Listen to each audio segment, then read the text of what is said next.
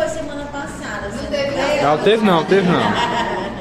Mas então tudo bem, semana passada. Danoso, tu perdeu. Eduardo esquece mototáxi. Braço decadencial. Não folga. Eduardo esquece mototáxi. Vamos aqui. Eu queria que vocês, em 5 minutinhos, 10 no máximo, pesquisassem, sabe aqueles chat da vida que vocês gostam? Qual? Pois eu quero que vocês procurem aí os princípios mais importantes do direito da criança e do adolescente. Mas tu vai estar querendo 5 minutos só, menino. Dessa a gente vai falar. Sabe que é meio devagar. Tu trabalha no consultório de quê? criança. De quê? Pediatria. Só que agora tem tudo lá. Onde é? No pátio. Você tá precisando de remédio? Vai atrás. É, eu vou já te dizer quais são o quê? Mas amostra, né? Não tem problema. Porque tem uns que são caros. Tem mesmo. Como é o nome? Os princípios do direito da criança e do adolescente. Vamos lá, fica. Opa! Antônio, tu cresceu mais do que eu. Diga esse negócio aí. Eu tô diminuindo. Seu Antônio. Ele tá de É porque esse bicho é muito alto. Só vai na cadeira. Aqui é muito alto. No segundo andar, Acaba de chegar aqui, é o terceiro difícil. andar é muito alto esse bicho.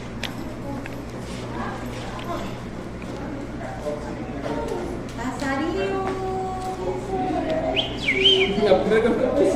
Pesquisa, passarinho. Pesquisa, passarinho.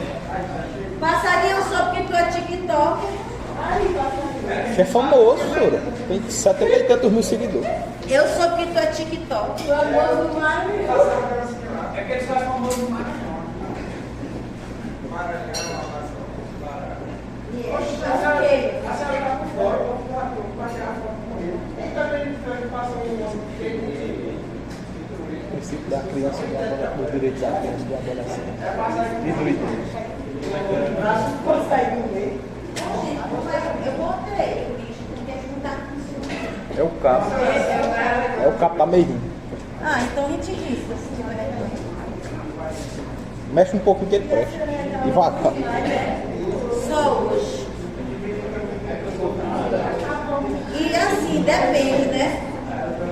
Se ele resolver dar. É. A gente é o cavalinho. Depende. Mexe no peito. Ops! Nada. Oi, quase. Sobradinha, da outra vez que sobraram aí. Oi, tinha aí. Meu sopro é de Miss. Ó, eita. Mas, foi pouco. E fica aí, Hilton.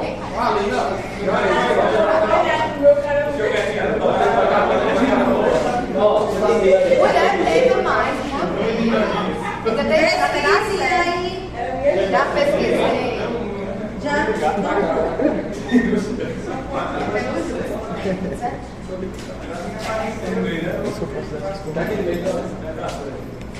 Aí dá certo esse princípio. Eu acho que tá Tu acha? o princípio da princípio do melhor interesse da criança e do adolescente. Peraí, tá certo. Proteção integral. Mas já veio. Guarda esse caminho dele, deixa. É porque eu queria riscar, porque tem muitas coisas aqui que eu queria. Tenta de novo. Tente outra vez.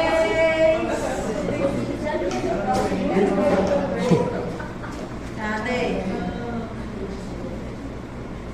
Hoje eu vou usar todos, porque. Cadê meu preto? Sem um preto também vai escrever.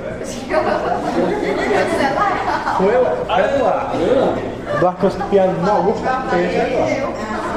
Agora só falta o vermelho.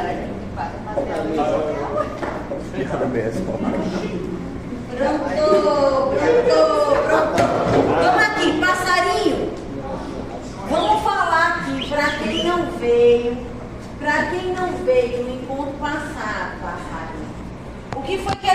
professor, o que foi... E o que foi que João e Maria deixou pra gente de história? Diz aí, passarinho, o que foi?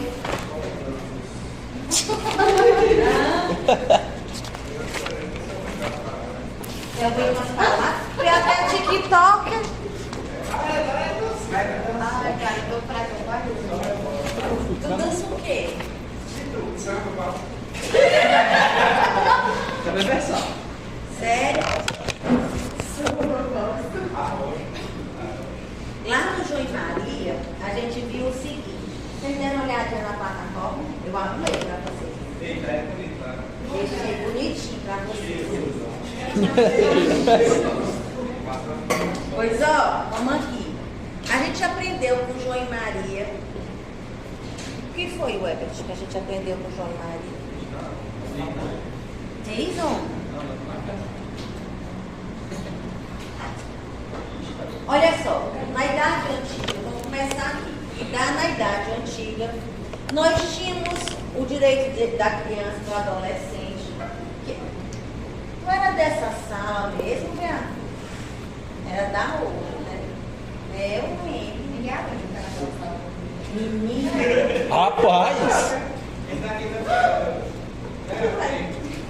Vamos conversar. Vou escutar mais vocês, não, porque senão a gente não vai entender nem nada.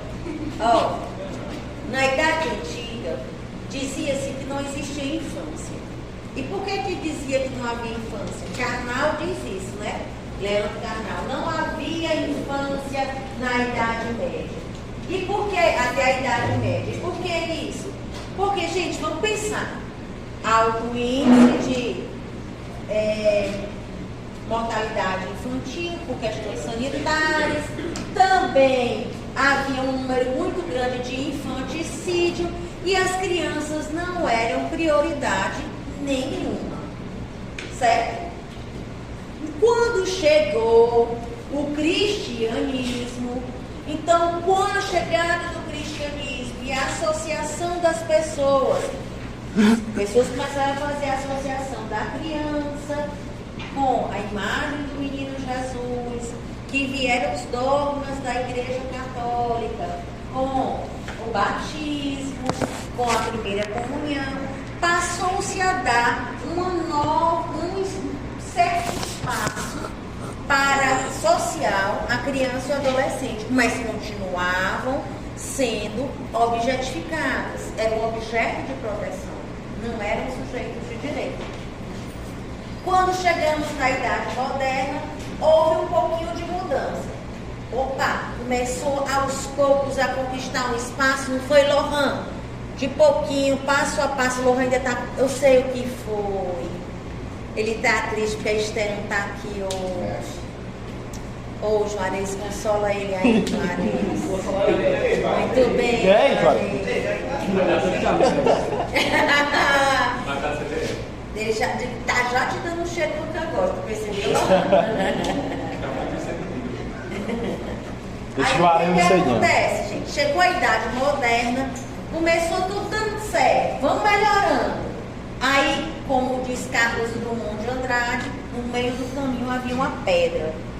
Qual era a pedra que surgiu no meio do caminho? Revolução Industrial. E o que é que a Revolução Industrial tem a ver, querida Gemima? O que é que a Revolução Industrial tem a ver com criança e adolescente? Trabalho infantil. Menina, era menino mutilado, era menino morto, era menino quebrado. E menino mutilado, quebrado, era o quê? Prejuízo social. As famílias não tinham condições, porque já tinham saído lá da zona rural para a zona urbana. Para quê? Para trabalhar.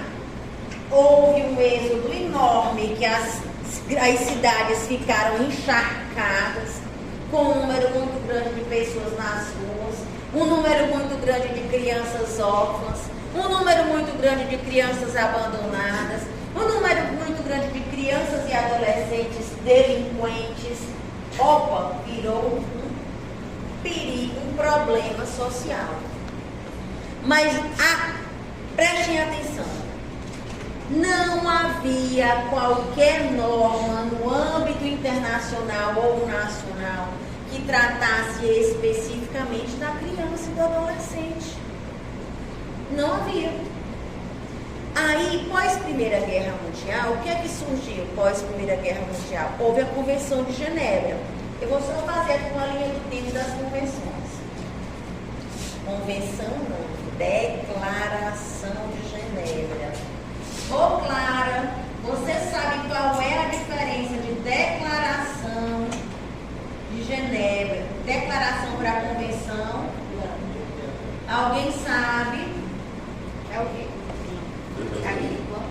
Eu vou pescar o ano, viu? Não lembro do ano, não.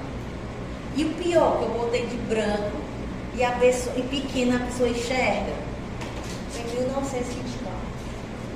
Qual é a diferença de Declaração de Genebra?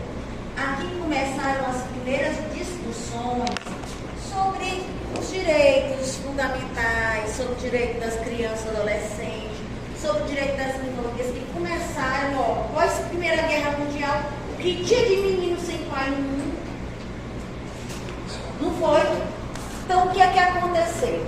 Aqui ainda predominava ainda aqui criança e adolescente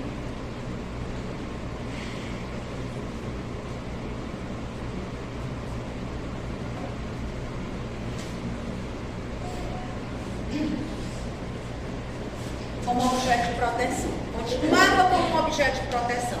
Mas vamos à pergunta que eu fiz à Clara. Alguém sabe responder qual é a diferença entre declaração e convenção? Vocês estão vendo direito internacional agora, não é? Não. Vocês estão... Ai, gente, é porque eu dou direito da criança e adolescente no nono, direito da criança no sétimo, era no oitavo, é uma misturada no meu juiz desse horror de matriz. Declaração, gente, e no direito internacional, declaração é um documento em que os signatários, eles não ficam vinculados ao que está exposto nesse documento. As declarações, elas são espécies de conselhos, de aconselhamento, de sugestão. Olha, nós estamos sugerindo que você tenha um olhar mais cuidadoso para a criança e o adolescente, mas ainda tratava a criança e o adolescente como objeto de proteção. Então, para que vocês já possam saber qual é a diferença, declaração, ela não vincula os estados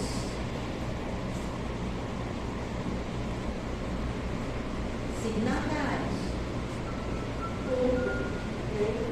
Não tinha uma força de lei.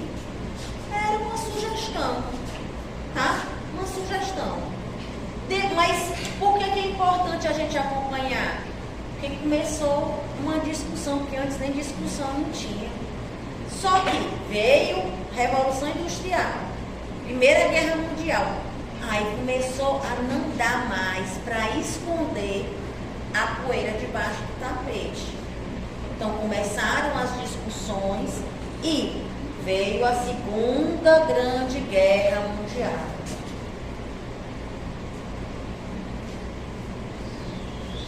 Não é isso? Com a Segunda Grande Guerra Mundial, em 1959, salvo engano, 59, confere para mim também que já entendeu? 59. Aí em 1959, eu acho que é assim. 1959, surge então a Declaração dos Direitos da Criança e do Adolescente. Opa! Também não era uma convenção, era uma declaração dos direitos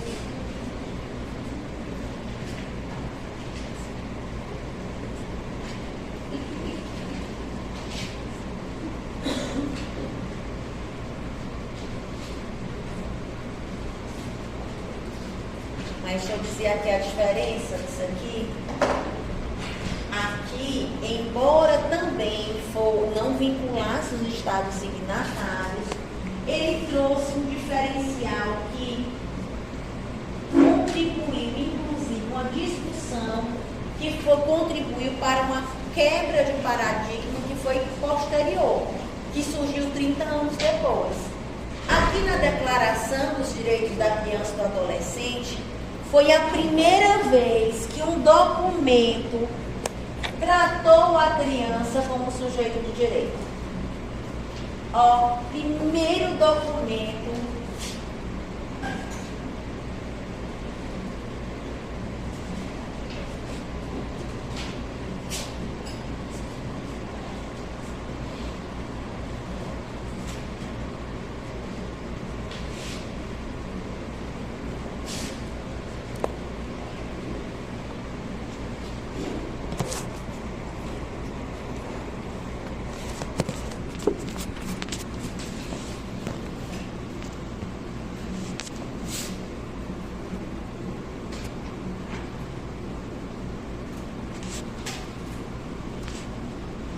O André que vem depois, o André Jorge ou o André Carvalho?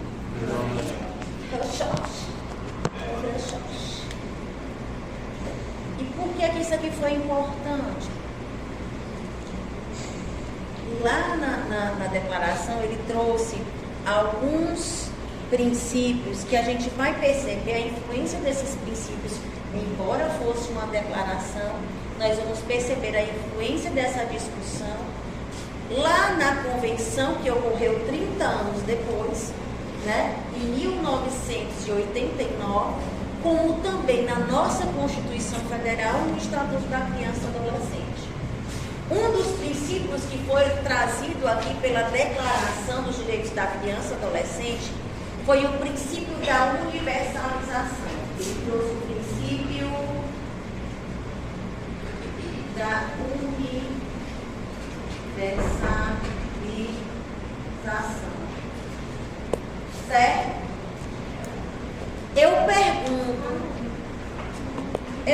Olha, falou comigo ou tu tá falando só?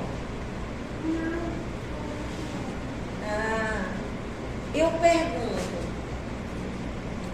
quando a gente falou a historinha de João e Maria, que nós falamos aqui nesse percurso histórico, o que é que prevalecia aqui no Brasil? Era uma doutrina, esse princípio da universalização, ele veio se contrapor. Tu foi arranhado por quem? Não foi arranhado não. Foi um murro no carnaval. Foi não, professor. E foi saindo. Eu dormi e no outro dia amanheceu assim, acho que foi algum besouro. Não é sério. É sério. Fui mexer com a mulher dos outros. Eu ficava que mais eu não queria dizer nada. Mas ó, o princípio da universalização, ele veio se contrapor a quê? Vamos lembrar aqui de uma coisa, gente. Lá em João e Maria, no João e Maria, de quem foi a prioridade? A prioridade era de quem? Quando eles abandonaram os meninos na floresta, foi por quê? O que foi, João? Tu comeu as migalhas de pão, não tá sabendo? Não é porque eles estavam dando trabalho, não. Porque não havia condições e a prioridade era dos adultos. E a gente viu que essa era uma realidade daquela época. A prioridade era dos adultos. Então, esse princípio da universalização, vamos lembrar o que aconteceu depois, aqui nesse período. Aqui veio então, teve a Revolução Industrial, além da Revolução Industrial, veio a Primeira Grande Guerra, a Segunda Grande Guerra, meninos mutilados, meninos na rua, crianças na rua, adolescentes virando, entre aspas, trombadinha, problema social. Se havia um problema social, o Estado tinha que cuidar desse problema, não tinha? Então, nessa época, o Estado ele somente cuidava das crianças e adolescentes que estavam em situação irregular. O que eram essas crianças e adolescentes em situação irregular? Os menores abandonados e os menores delinquentes, que eles chamavam de menores abandonados e menores delinquentes. Então, esse processo da universalização se contrapõe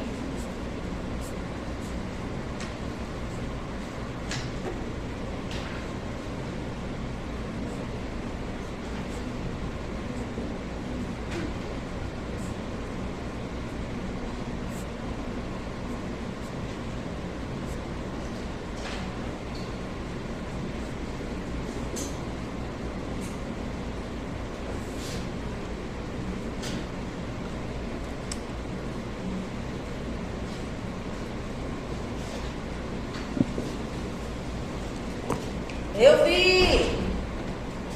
Não vi quem foi. Você tem que dizer que viu, né? Ó, e essa situação irregular é o quê?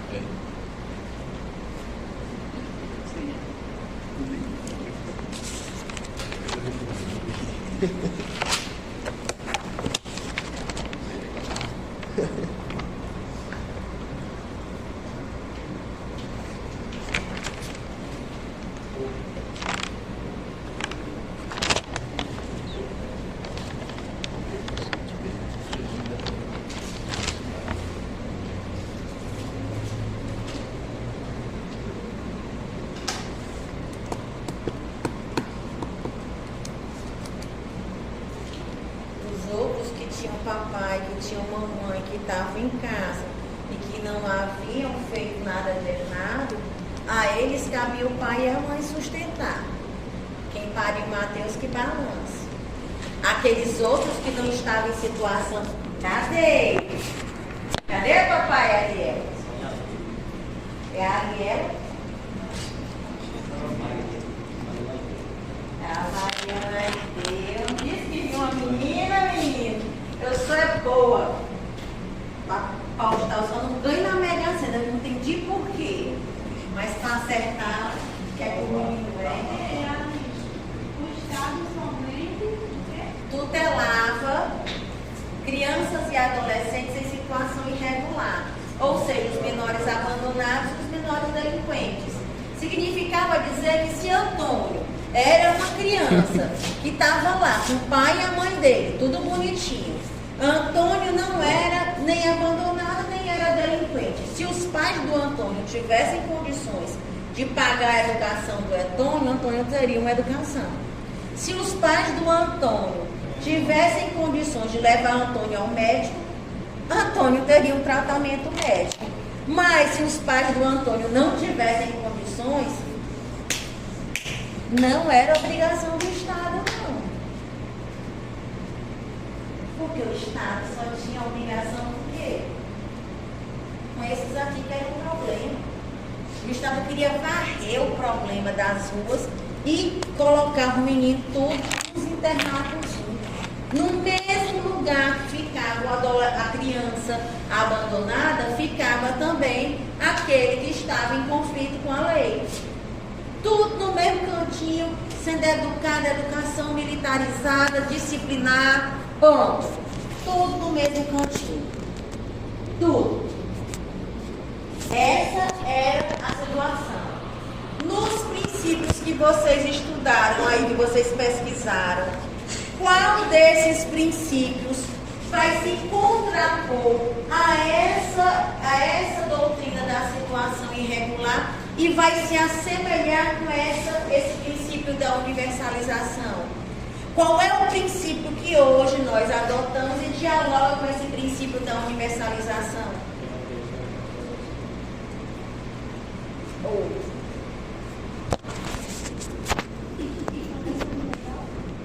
Proteção integral. Isso aqui nada mais é do que hoje,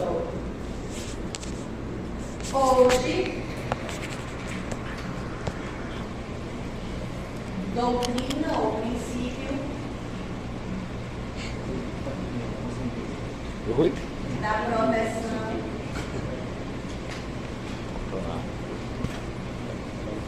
integral. Porque eu quero falar do princípio da universalização. Epa, todas as crianças devem ser protegidas.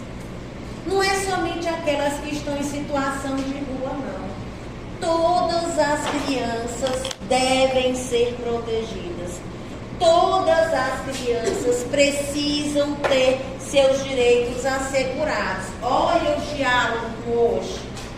Porque hoje a gente vê a criança e o adolescente, ele é percebido como o quê?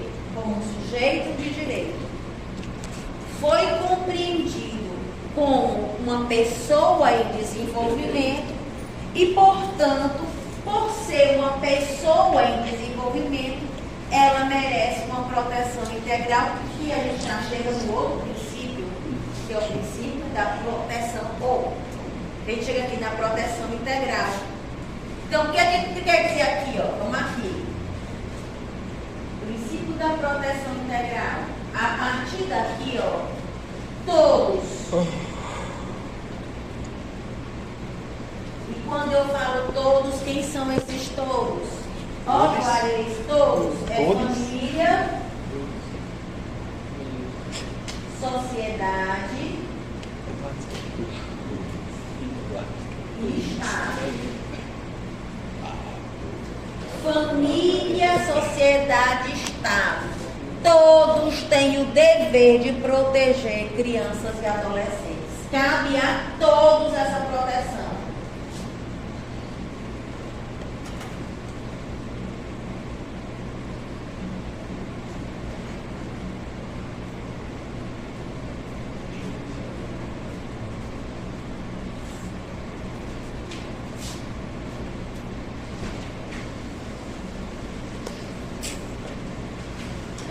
Então, todos temos que, quando eu falo a infância e a adolescência, eu estou falando de todas as crianças da sociedade, de todos os adolescentes da sociedade. Está enxergando, não? E mais pra frente, não. Aqui não pega frio, não. Ali é irregular ou regular? Aqui é irregular. Então, essa infância está tão quietinha, está deslocada. João, você não vai deixar a bichinha ficar deslocada, não. Só não pode fechar. Ela não tem namorar. Rapaz! Bora, João! Bora, João!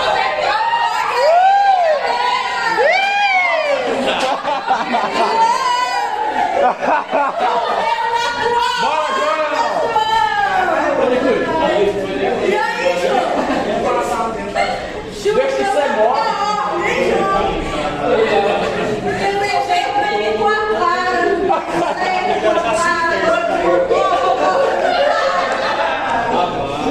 Bora, João!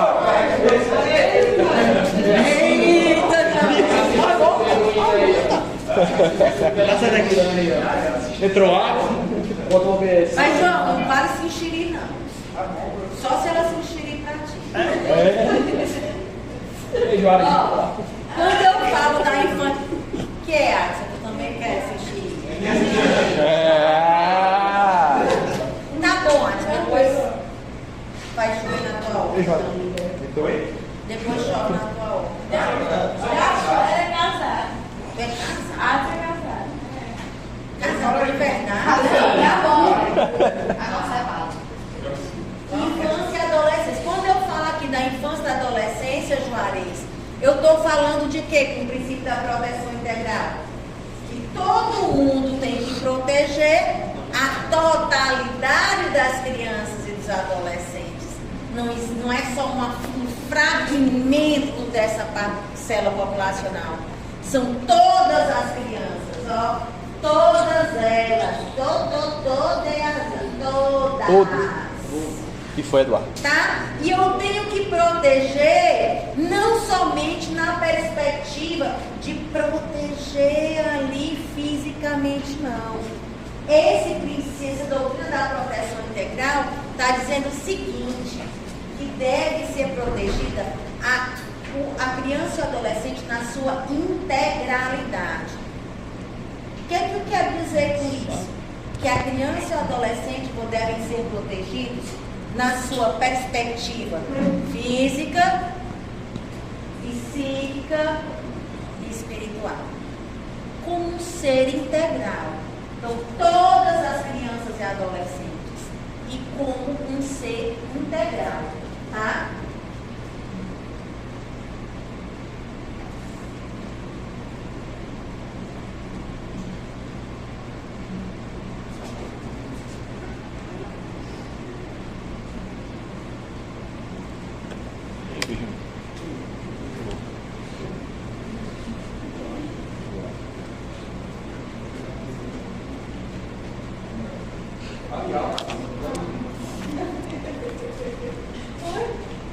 Certo? Compreenderam aqui como uma coisa que ocorreu em 1959 interferiu na percepção que a gente tem hoje de criança e de adolescente, na percepção que a gente tem hoje, porque hoje não vemos mais criança e adolescente como um sujeito de direito, ou como um objeto de proteção, mas como um sujeito de direito. Então, eu tenho parâmetros. Opa, eu não posso cuidar dessa criança de qualquer jeito, Antônio. Eu tenho que protegê-lo, mas assegurando o que está dizendo aqui que eu passo para ele. É o direito à vida, é o direito à saúde, à alimentação, ao lazer, ao esporte, à cultura, é o direito à liberdade, e aí vai, tudo aqui. E a gente está estudando aqui o primeiro princípio da Declaração dos Direitos da Criança e do Adolescente, da declaração, que nem é uma convenção ainda. Aí, tu disse para mim qual era o segundo. Eu tinha 10 princípios. O segundo, depende.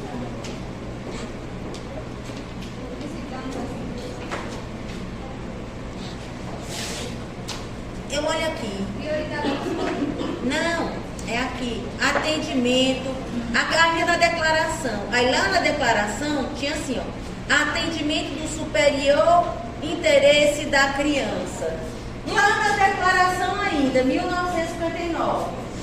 Aí dizia o seguinte, ó. Atendimento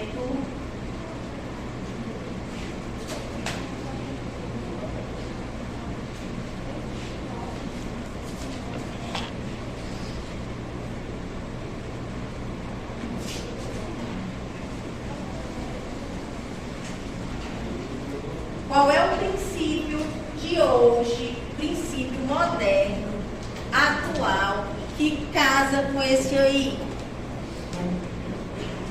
Vocês já falaram ele aqui. Vocês vão encontrar algumas doutrinas falando melhor interesse, superior interesse, tudo é a mesma coisa. Então, ó, que é igual que princípio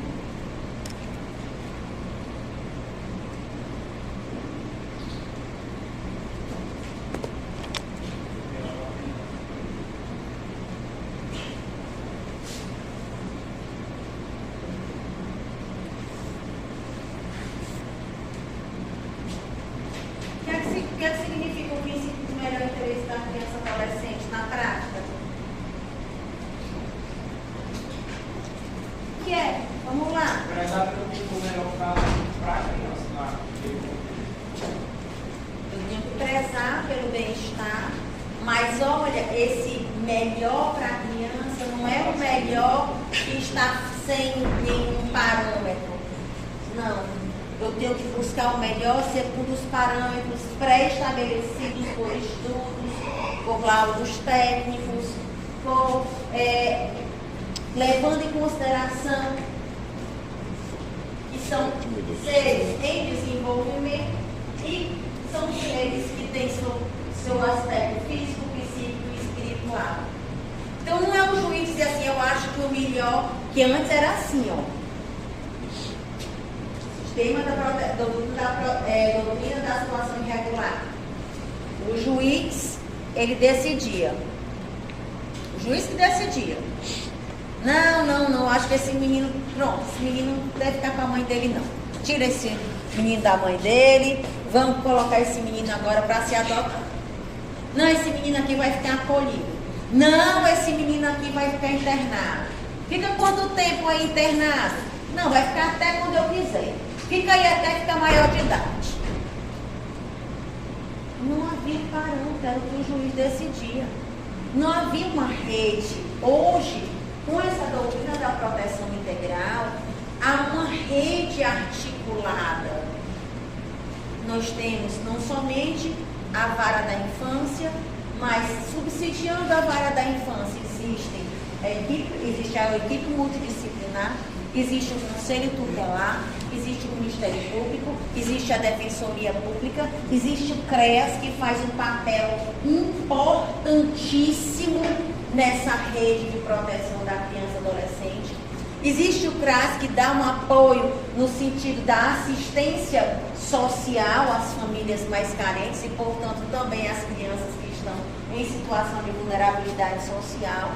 Existe, percebe? É uma teia. Não é mais apenas uma decisão hierarquizada de cima para frente, de cima para baixo, não. Não, ó, é uma teia. O juiz pede um estudo psicossocial, o juiz tem quem é que elabora o plano individual de atendimento de uma adolescente? Não é o juiz, é a equipe multiprofissional. Ela analisa, ela encaminha, o magistrado só vai dizer, ok, vamos só acompanhar. Entende? É um trabalho que deve ser a várias mãos, porque hoje existe uma rede de proteção e não somente uma decisão hierarquizada. E quando eu falo desse melhor interesse aqui, ele deve ser um princípio que é norteador. Deve nortear.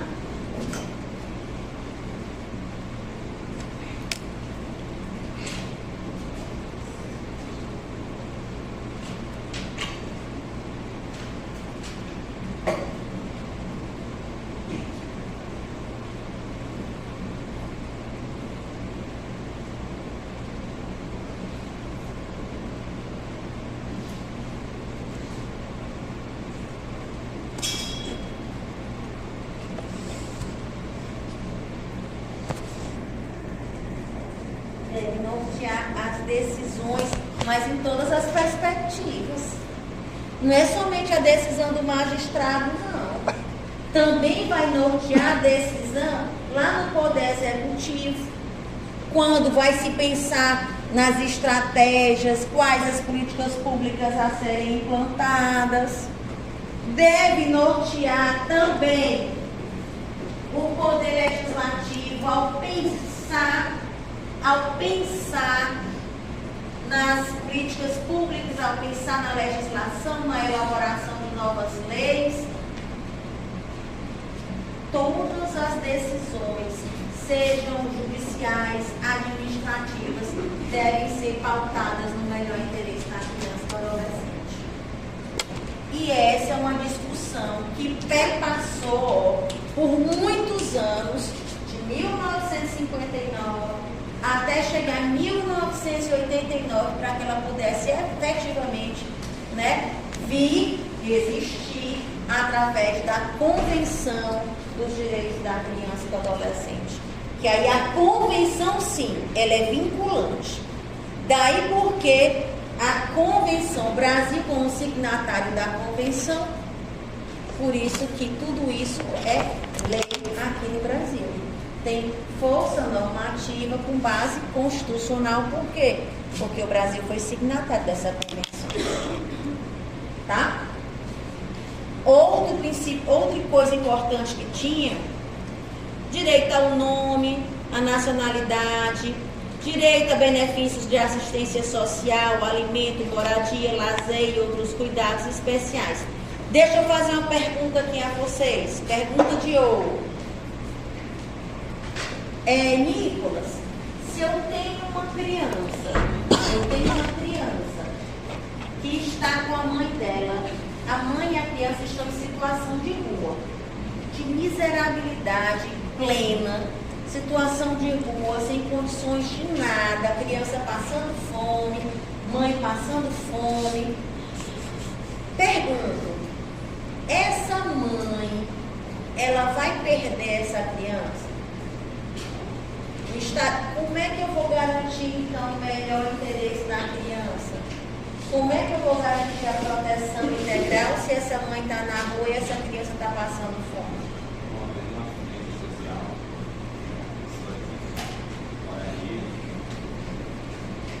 É exatamente o que está previsto aqui, que hoje se consubstancia, aqui ó, direito aos benefícios de assistência social, alimentos, moradia, lazer e outros cuidados especiais. Gente, o próprio Estatuto da Criança e do Adolescente, ele diz o seguinte: a situação de miserabilidade, por si só, ela não é motivo para ensejar a destituição do poder familiar. Bom, ninguém deve ter seu filho tirado de si porque está em situação de miserabilidade. Embora, quando a gente vai analisar os relatórios do Conselho Nacional de Justiça, né, de inspeções feitas pelo Conselho Nacional de Justiça, a gente perceba que ainda persiste um número significativo de destituição do poder familiar motivado pela situação de miserabilidade. A lei é expressa, mas ainda é significativa a influência da miséria na destituição do poder familiar, o que não deveria ser. Por quê? Como é que a gente vai assegurar essa proteção integral, esse superior interesse da criança? Deixa eu dizer, existe um direito fundamental da criança e adolescente, que é o direito à convivência familiar e comunitária, certo? Perfeito. Então, atende ao direito dessa criança, desse adolescente, assegurar a ela a permanência dentro do possível com a sua família natural, ou seja, sua mãe, seu pai, e somente excepcionalmente, em casos assim excepcionais, é que ela vai ser tirada da sua família natural. Para que isso possa ocorrer, existe algo chamado medidas de proteção, tá? Que aí a gente vai colocar aqui, ó, que vem assim. Opa.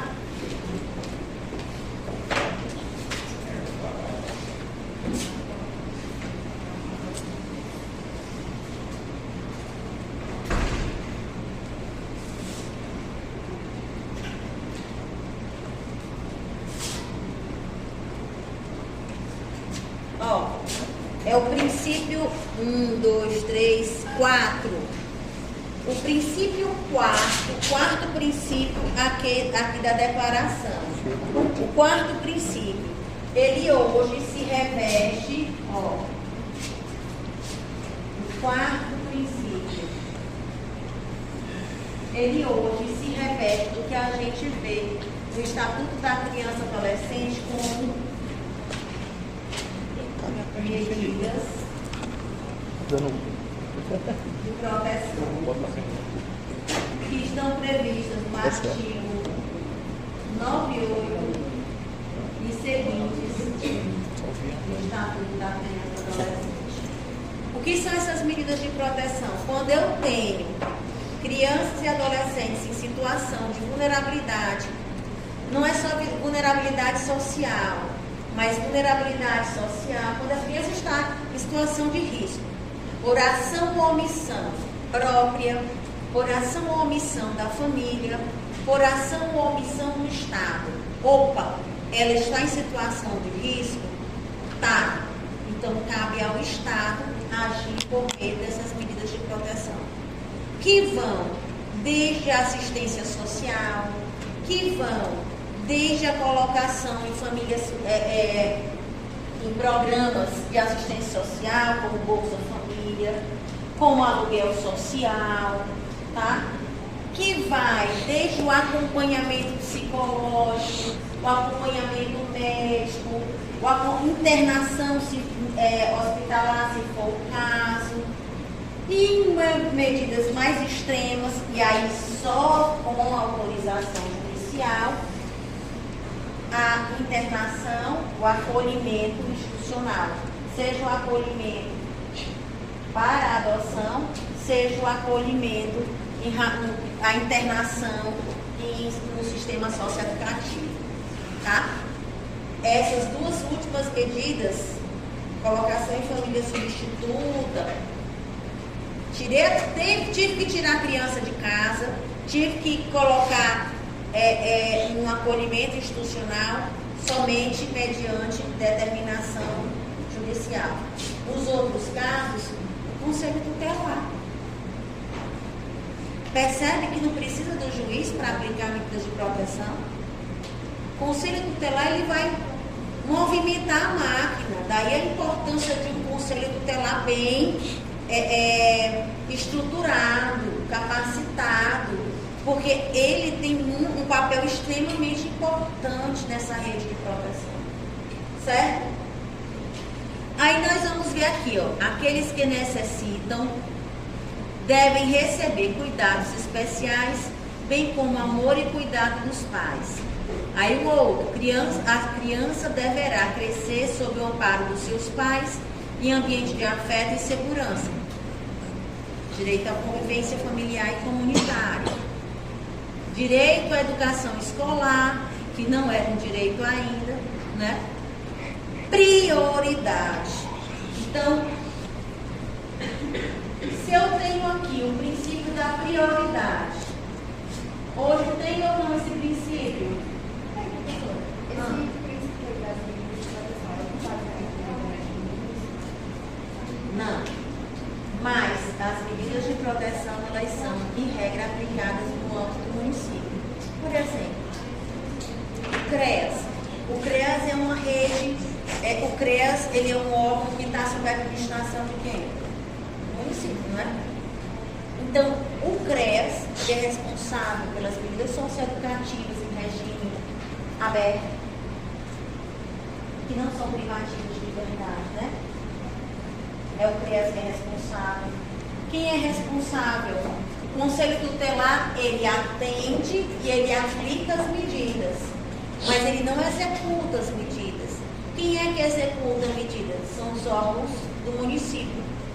Ele vai providenciar matrícula escolar, ele vai providenciar o atendimento médico na rede municipal, ele vai providenciar a internação da criança no município, ele vai providenciar que o município, a Secretaria de Ação Social, coloque aquela criança por meio do CRAS, coloque aquela família num programa de assistência social.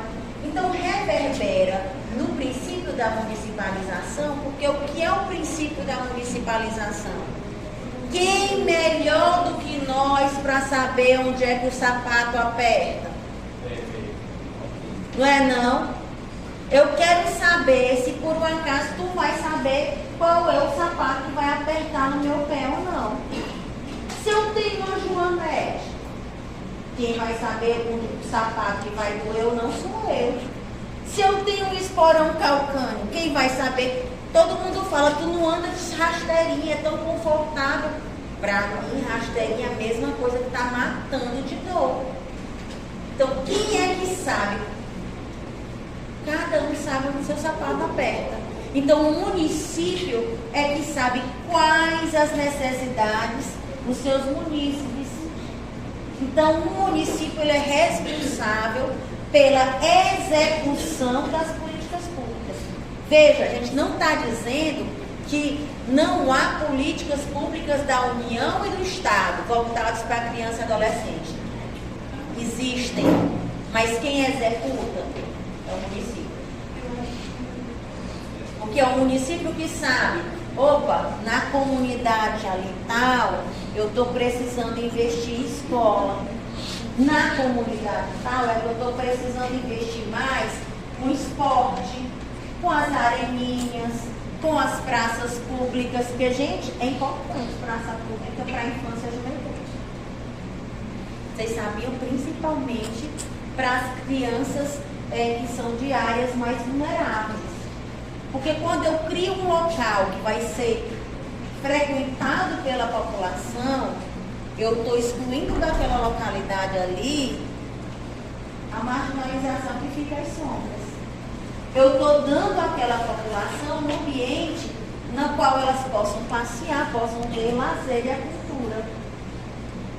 Então não é só gasto de gestão que quer embolsar dinheiro, mas também é uma necessidade pública, desde que feita de maneira responsável. Compreendeu agora o que é a municipalização, Rayane? É isso, a municipalização. E perceba que a maioria das ideias vieram de 1959. Começou a discussão, não era uma ideia amadurecida. Começou a discussão. E aí trouxe o princípio da prioridade absoluta. Isso aqui, ó, que hoje é o que? A prioridade absoluta. Prevista pela Constituição Federal, prevista no Estatuto da Criança e do Adolescente. Absoluta prioridade. O rol que nós vamos encontrar no Estatuto da Criança e do Adolescente é um rol exemplificativo. Tá? Olhar qual é o artigo. Não lembro. 98 seguintes. Não é nem um princípio, não. É porque reverbera os impactos desse quarto princípio. Eu estou botando o quarto porque eu coloquei aqui no slide e botei para vocês. Tá? Deixa eu olhar para o artigo. Artigo 4º do ECA. Artigo 4º do ECA.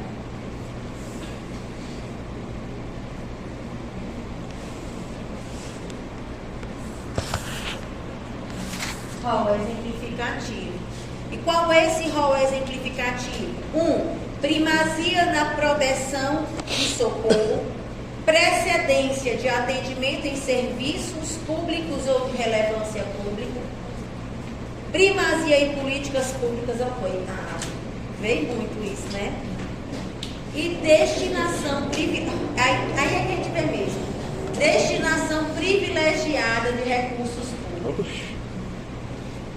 É um rol exemplificativo, mas infelizmente isso não é uma realidade. Se vocês forem, vocês sabem o que é o plano plurianual? Toda gestão pública, seja no município, né? Vamos falar dos municípios, eles fazem o plano plurianual. Eles vão fazer um planejamento do que é que eles vão gastar, quais são as políticas públicas que eles vão investir, quais são os programas, o que é que eles pretendem fazer nos 4 anos.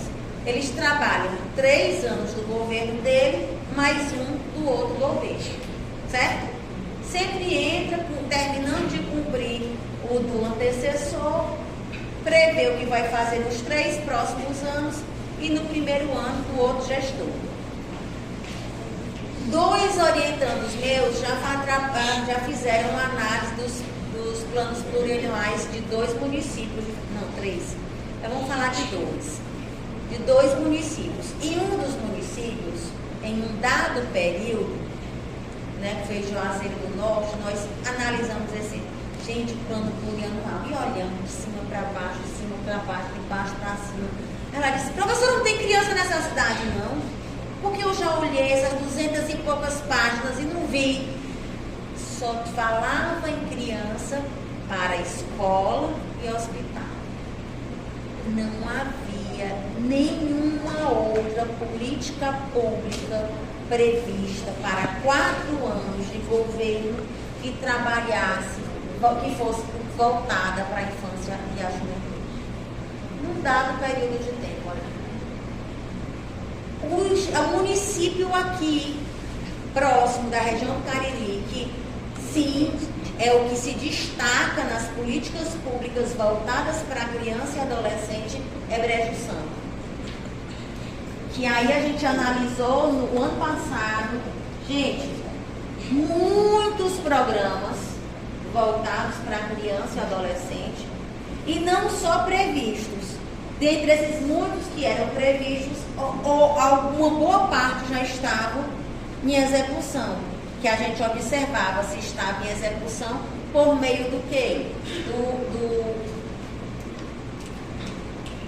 Das despesas anuais que vão, eu esqueci o nome agora, que vão sendo publicadas.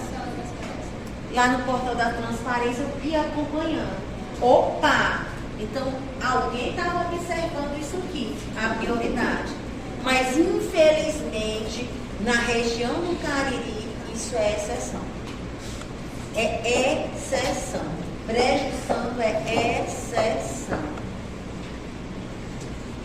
Tem muitas políticas públicas previstas, pelo menos no período que a gente analisou, e parte dessas políticas previstas estavam sendo já executadas. E estava no primeiro ou segundo ano de governo, no segundo ano de governo, estava no segundo ano de governo, e boa parte do que havia sido previsto já estava sendo executado. Então, olha só. Vamos seguindo aqui adiante esses princípios. Por quê? Depois disso, já na hora de terminar. Chega que vai marcando 8 horas. Merenda. Não, que horas são? 7h35, eu já vi. Tá errado, tá errado. Não, eu vi, 7h35. Tá errado. Pô, é pra cego o relógio dele. Esse tamanho, não tinha como eu não ver. Mostra, que a Gabi vai ver lá atrás. Mostra teu relógio. Gabi, olha. Não dá pra ver, não? Menina, é pra cego. Tá errado, deixa eu ajeitar lá. Tá errado, deixa eu ajeitar lá. Mas já vai terminar, se acalma, menino.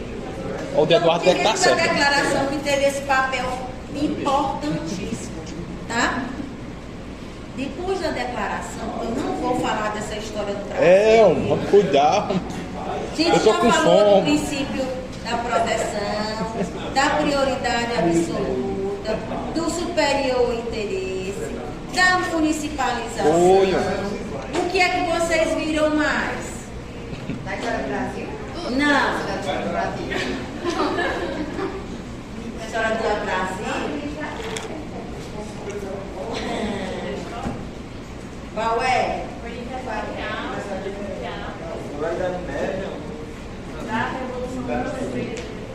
Vocês estão falando de quem? Não, eu estava falando do legislativo, da Câmara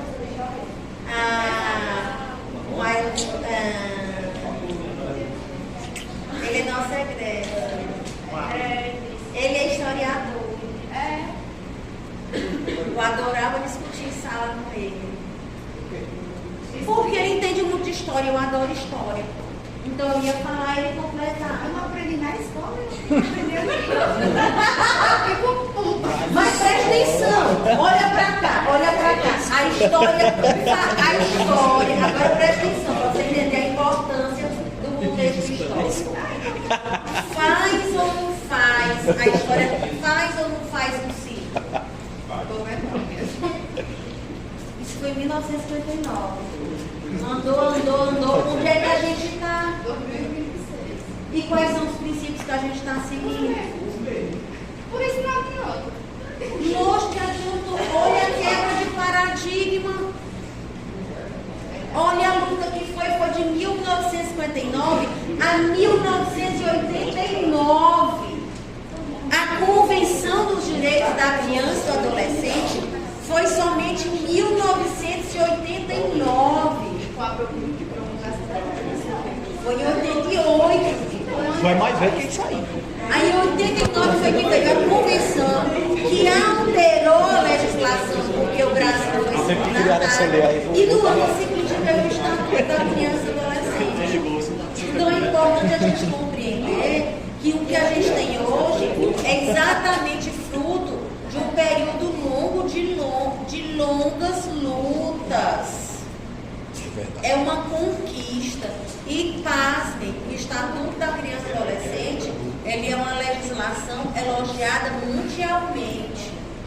Porque não é a legislação que é falha, é a execução das políticas públicas. É porque a gente precisa ainda de uma mudança de cultura. É a cultura que ainda está arraigada aqui, ó. Nós ainda estamos amarrados aqui. Nós ainda estamos amarrados nessa cultura aqui.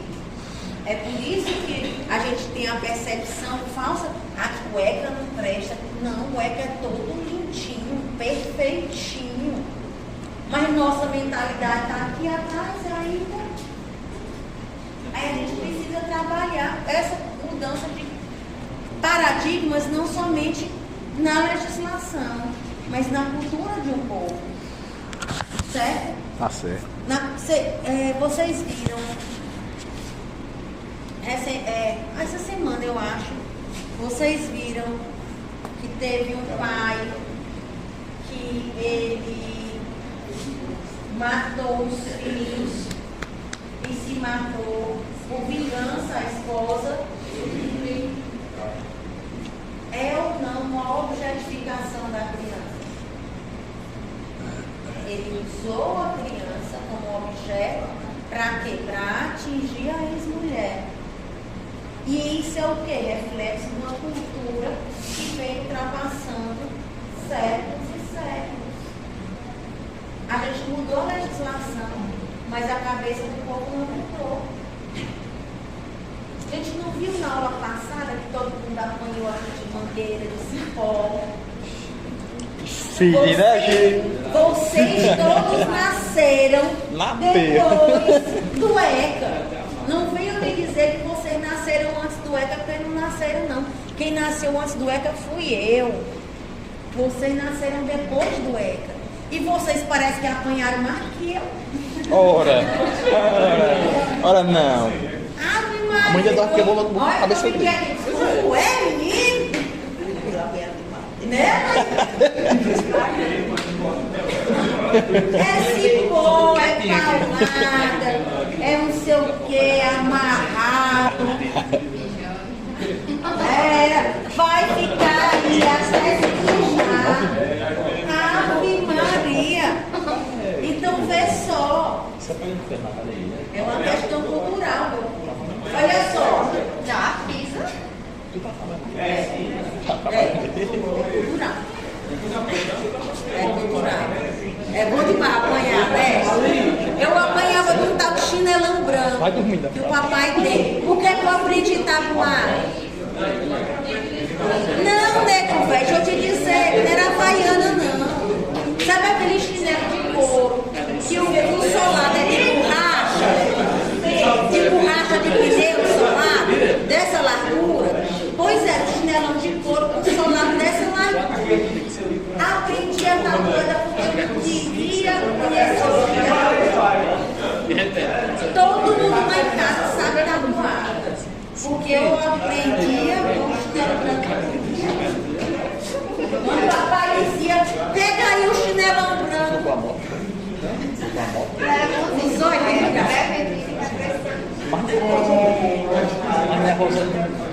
vocês já estão dispersos. Vamos combinar o seguinte, ó. Aula que vem, nós vamos falar sobre direitos fundamentais. Então eu quero o compromisso de todo mundo aqui, que vocês tragam uma pesquisazinha prévia, tá? Sobre os direitos fundamentais. Não precisa trazer sobre o direito à convivência familiar e comunitária, não, porque isso a gente vai conversar apartado.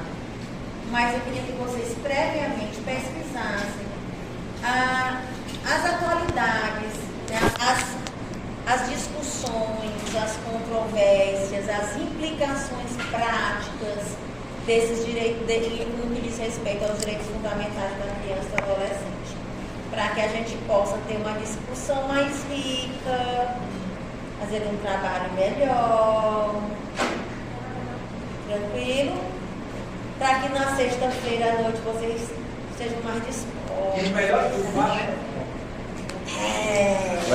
É bom. Vocês vão fazer a cartilha, né?